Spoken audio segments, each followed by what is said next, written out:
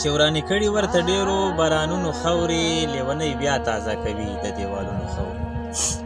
چې ورانې کړي ورته ډېرو بارانونو خاورې لیونۍ بیا تازه کوي د دیوالونو خاورې او ته به هوښیار شې د الفت په معنا پوهه به شي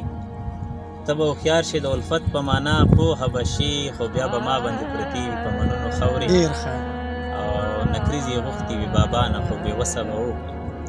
نکریزې غوښتې وي بابا نه خو بېوسه به و ماشومې لورې پورې کړي په لاسونو خاورې واه بیا ویاده مننه نکریزې غوښتې وي بابا نه خو بېوسه به و ماشومې لورې پورې کړي په لاسونو خاورې